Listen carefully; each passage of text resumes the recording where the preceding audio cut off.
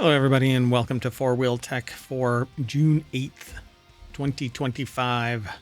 I am MayorWatt. I run ohmTown.com, and I'm going to go over 5 articles. Cyber fires, weirdest cars in the Nurburgring, Porsche Panamera GTS, French vintage car event, it's a vintage car event in France. I'm not sure. And Scout shows Traveler decked out. Everything is powered by ohmTown.com. Go over, sign up, sign in, become a citizen. It's fast, it's easy, it's cheap, it's free. All news, no noise over at ohmTown.com. It's where all news converges into 6 main categories and 6 main categories and 50 channels is what we refer to them as, 7 of which have been turned into podcasts. 6 are weeklies, 1 is daily. This is one of the weeklies. And combined with TechnologyToday and WarCrafters, it gets turned into the Non Sequitur News Sunday edition. I'm in a time machine because I have not been able to do the shows on time for the last week.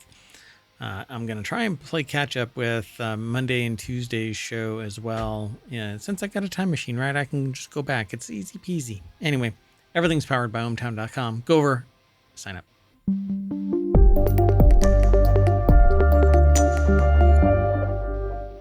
Alrighty, everybody, let's get into this. This is the front page of ohmTown, but FourWheelTech has its own little logo, its own little community. Not little. I mean, it's okay. Anyway, there's a channel over on the Discord. There's Patreon. There's the podcasts themselves you can download. We're over on YouTube and here on Twitch.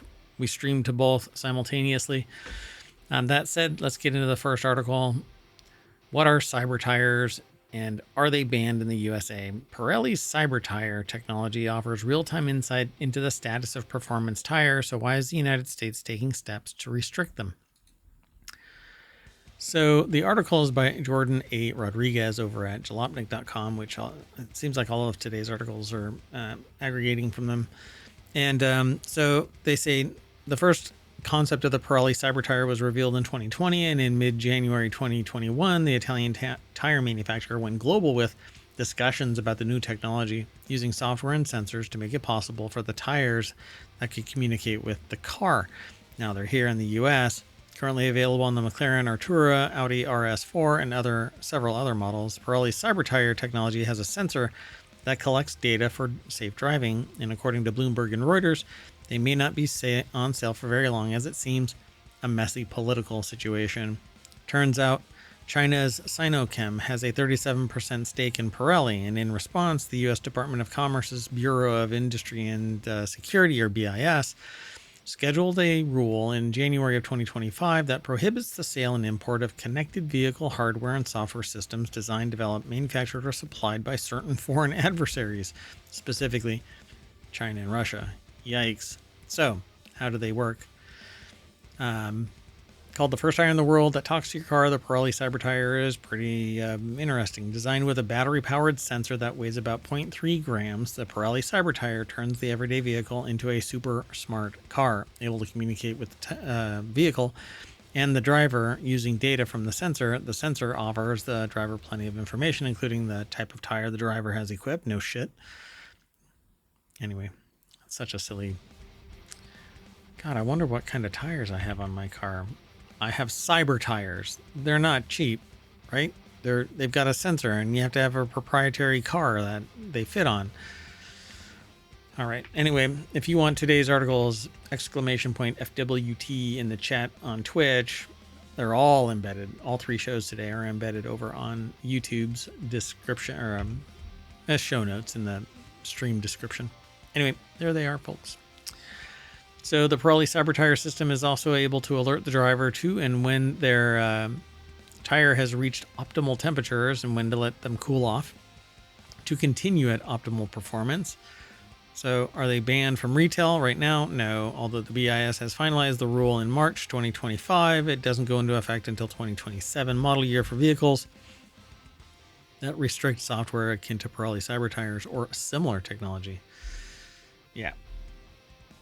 So the rule will also restrict the hardware in 2030. So 3 years after that. All right, let's keep going. The next article is over in FourWheelTech. Hey, that's the show. Here are the weirdest cars racing in the Nurburgring. 24 hours this year. 141 cars of all different sorts are competing in the 24-hour race. So one simple misstep could see a Ferrari 296 GT3 embedded in the rear of a Dacia Logan. The article is by Brad Brunell over at jalopnik.com.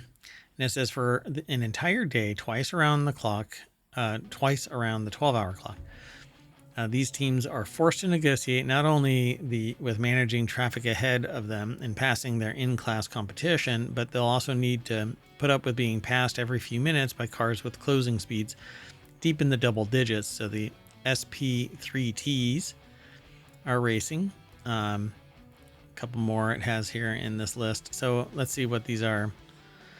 For decades, the fan favorite of the N-Ring 24 was Olaf Beckmann's unique foxtail Opel Manta. Unfortunately, the Manta suffered a battery fire in 2022, and the mantle of the unsung hero has been passed on to the Aulis Garage Racing Dacia Logan above. You'll see the picture if you go over to the article. Racing in the sort of catch-all SP3T class, and the Logan will face competition from much faster BMW M2s and Hyundai Elantra Ns, as well as a couple other oddballs. Let's see here. Apparently a lot of Germans. It says Germans, a lot of them. So in 2024, the car finished in 104th position, just 16 laps down from the winning Audi R8 in a fog-shortened 7 hours and 24-minute race. Interesting. There's more in this article over here. They have a thing called the Bulldog Racing Team that's triumphed over the SP3T class, racing what Mini calls a near-production John Cooper Works Pro. It's not immediately obvious what the level of Mini is prepared, but the company says Bulldog Racing retained the 2-liter turbocharged engine, which makes 227 horsepower and 280 pound-feet of torque in stock form.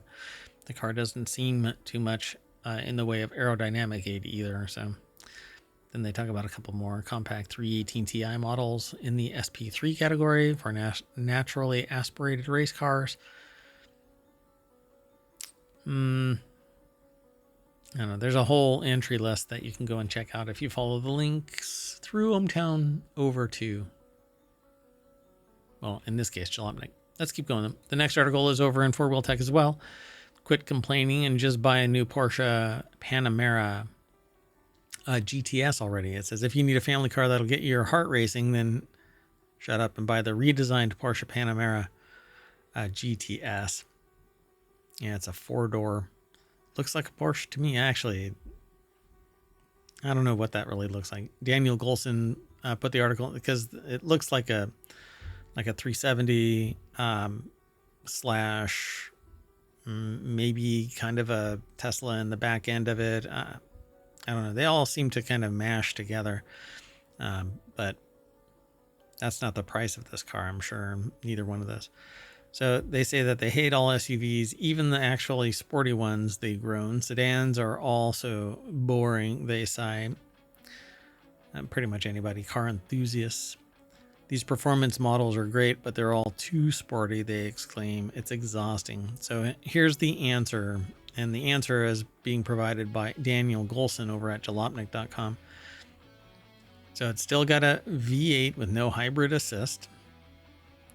GTS moniker back in 2010. The trim levels have been hugely successful, offering an excellent mix of performance and standard features at a reasonable for Porsche price. 911, 718 to Macan to Cayenne. Usually the GTS trims are smack dab in the middle of the lineups, coming with the sportiest powertrain and chassis options, but without the excessive power of something like a turbo. Well, it's still got a V8. Doesn't have the electrification add-on, so you'll still have to wait for the torque to... It's not going to have 0 to 60 in 3 seconds. The base Panamera has a turbocharged 2.9-liter V6, while the Turbo and Turbo S have V8s. They're also e-hybrids that are equipped with plug-in hybrid system. But the Panamera GTS uses the same twin-turbo 4-liter V8 as the turbos, the same ones as before, with no sort of hybrid assist. And it is glorious, it says. They say oodles of grip. Let's see, 3.6. Well, the Porsche says that the GTS will hit 60 miles per hour in just 3.6 seconds when using launch control, which is easy to engage, grips immediately, and gut punches the author with acceleration force. The GTS's V8 puts out 493 horsepower and 486 pound-feet of torque, making it more powerful than 911 Carrera S, and the engine redlines at a respectable 6,800 RPM. So it's all-wheel drive through Porsche's tried and true 8-speed dual-clutch PDK automatic, which is as perfect as ever. I want a mini all-wheel drive that is a true mini, not a Countryman or a Paceman. Anyway, which doesn't exist anymore. Only the Countryman exists along with the standard minis. Anyway, so it says, yes, it's got more screens and a spoiler. Woo. It looks like the passenger has a screen to itself. Interesting. It shows like G-forces out the side or something in Sport Plus mode. There aren't many other cars to compare Panamera against either. The BMW 8 Series Grand Coupe or Coupe, Mercedes-AMG GT 4-door. Both offer V8 engines, but both are old as hell and not as comfortable or good to drive as the Porsche. Let's keep going. The next article is over on FourWheelTech. Incredible French vintage car event retro. I don't know how to pronounce it with the little tick over the E. Retromobile is coming to New York City. New York City? In 2026, perhaps the single coolest car event in the world, Retromobile, will be coming to New York City next year, marking the first time it's been held outside of Paris. Brad Brunell over at Jalopnik put this article together. These are always these old, cool. I think they're always cool, these older cars. So what is Retromobile? Retromobile is a massive vintage car show that encourages visitors to travel back in time to indulge your passion. Over 3 days in a giant convention hall, the event includes a large vintage car auction, giant exhibitions from automakers, car clubs, spare part sellers, event organizers, coach builders, restorers, car dealers, and more. Quote, anything goes at Retromobile as the organization says. It's often considered part of the vintage car calendar in the same way that Monterey Car Week is. So yeah, older cars, you can go and take a look at it. The gull wing doors way back there. Look at that. This does not look like an old car, but apparently it is. Anyway, partnering with Goodings Christie's, the team behind the event is hoping to draw between 200 and 250 exhibitors, not exhibitioners or executioners. Anyway, filling 400,000 square feet across 4 halls of the building. And if they meet their plans, the show will be about half as populous as this year's show in Paris, which drew 600 exhibitors, 2,000 cars, and 146,000 attendees. Go check out the article. All right, this next article is over in FourWheelTech as well. Scout shows a Traveler decked out in off-road accessories and gorgeous green paint. Scout didn't say much about the new accessory-laden machine, just that these are off-road package options, and the company's design team is developing them. So I recently saw a Scout, and I want it. I like the design. It's kind of Rivian-esque, but anyway, Brad Brunell over at Jalopnik put this article together. It's an electrified throwback revival of the once great International Harvester Scout. Scout is basically... International Harvester Scout is the answer to the Ford Bronco, really.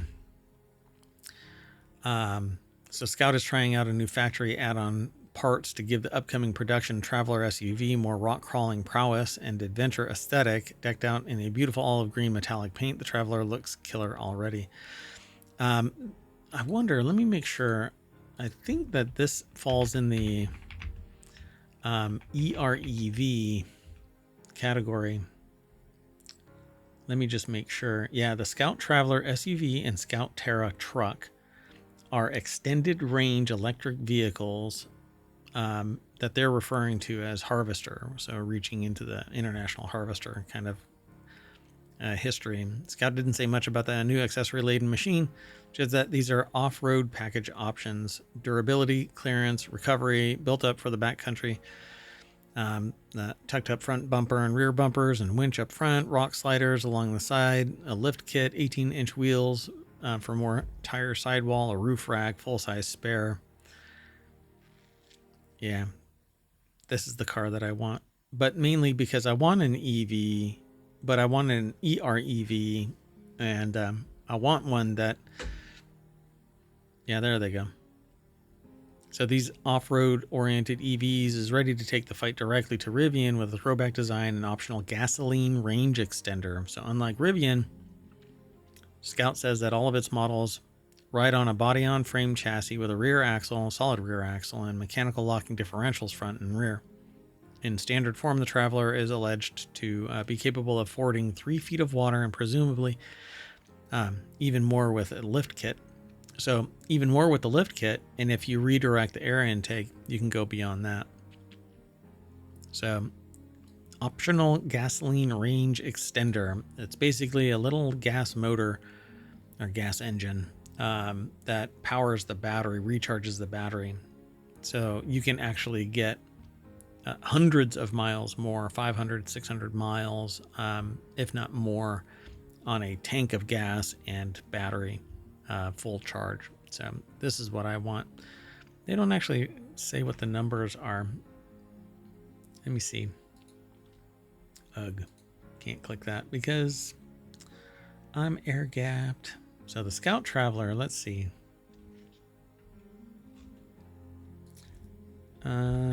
EREV price. Let's just do that. Yeah, somewhere in the $50,000 to $60,000 range, which for what the EREV is supposed to be, yeah, I am hoping that it's less than $60,000. All right, well, that's it. We are going to off-road ourselves back to the front page of ohmTown and on to FourWheelTech's page. Go over, sign up, become a citizen. That would be lovely. Thank you very much for hanging out. We'll see you in a little bit. I'm going to try and rejigger and launch the Monday episode of Non Sequitur News. I'm prepped, but I need to make sure that I don't have any mayoral duties that are going to kick up as I'm streaming. So we'll see you possibly here in a little bit. Bye-bye.